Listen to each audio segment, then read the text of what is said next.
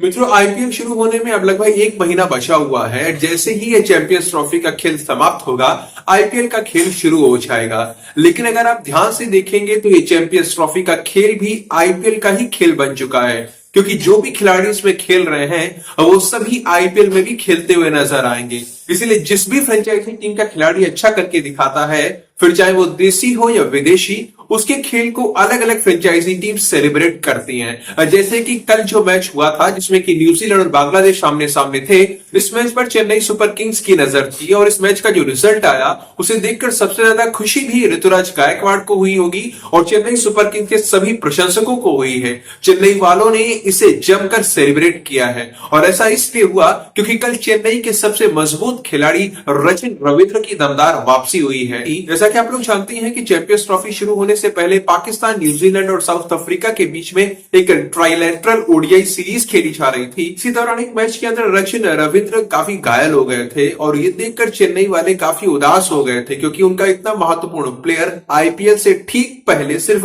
1-1.5 महीना पहले इतना ज्यादा इंजर्ड हो गया था। सभी यही कामना कर रहे थे कि वो जल्द से जल्द ठीक हो जाए और वापसी कर दे। और अब ऐसा लगता है जैसे लोगों की कामनाओं ने असर दिखाया है और बांग्लादेश के खिलाफ उन्होंने वापसी भी कर दी है। और ये वापसी कोई साधारण वापसी नहीं है, बल्कि बहुत ही धमाकेदार वापसी हुई है। उन्होंने कुछ ऐसी वापसी की है कि पाकिस्तान को पूरी तरीके से टूर्नामेंट से बाहर कर दिया है।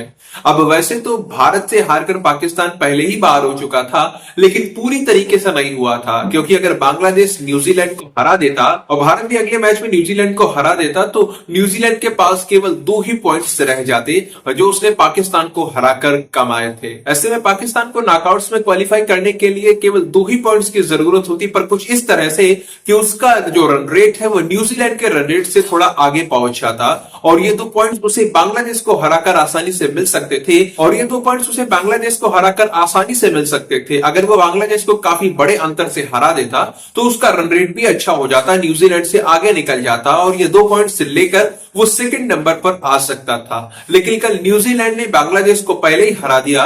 उसकी सारी योजनाओं को खत्म करते हुए पाकिस्तान को सीधे टूर्नामेंट से आउट कर दिया। हालांकि अगर कल के मैच में चेन्नई के खिलाड़ी ने बल्ला ना चलाया होता तो न्यूजीलैंड वाले ऐसा नहीं कर पाते। न्यूजीलैंड बिल्कुल हारने की कगार पर पहुंच गई थी, क्योंकि विलियम यंग, डेविन कॉनवे और केन विलियमसन जैसे बड़े बड़े बल्लेबाज बहुत जल्दी आउट होकर वापस चले गए थे और सारी की सारी जिम्मेदारी रचिन रविंद्र के कंधों पर आ गई थी और उन्होंने इस जिम्मेदारी को बहुत अच्छे ढंग से निभाया। उन्होंने शानदार शतक लगाया। उन्होंने 105 गेंदों के अंदर 12 चौके और एक छक्का लगाते हुए 112 रन बना दिए। उन्होंने जो शतक लगाया है, ये जो शानदार पारी खेली है, इसकी प्रशंसा इसलिए ज्यादा की जा रही है क्योंकि वो इंजरी से वापस आ रहे हैं और इंजरी से वापस आकर पहली ही पारी में इतना अच्छा करके दिखाना सबके बस की बात नहीं होती है, पर रचिन रविंद्र ने ये करके दिखा दिया है। अब जितना दुख चेन्नई वालों को रचिन रविंद्र की इंजरी के समय हुआ होगा, उससे कहीं ज्यादा खुशी कल उनकी इस शानदार वापसी को देखकर मिल गई है। और सबसे ज्यादा खुशी तो चेन्नई के कप्तान ऋतुराज गायकवाड़ को मिली होगी, क्योंकि उनका क्लियर कट मिशन है कि 2025 का आईपीएल अपने नाम करना है और ये आईपीएल तभी जीता जा सकता है जब आपकी टीम में शामिल हर एक खिलाड़ी अपना 100% दे। तो रचिन रविंद्र की अपनी फॉर्म में वापसी, इंजरी से वापसी उनको बहुत सुकून दे गई होगी। बाकी मित्रों, अब तो धीरे धीरे एक एक दिन कम होता जा रहा है और आईपीएल पास आता जा रहा है। लोगों की एक्साइटमेंट बहुत बढ़ती जा रही है। 2025 का आईपीएल सच में बहुत ही ज्यादा रोमांचक होगा। बस कुछ दिनों की प्रतीक्षा करते हैं, देखते हैं कौन सी टीम इस बार आईपीएल विजेता बनकर सामने आती है।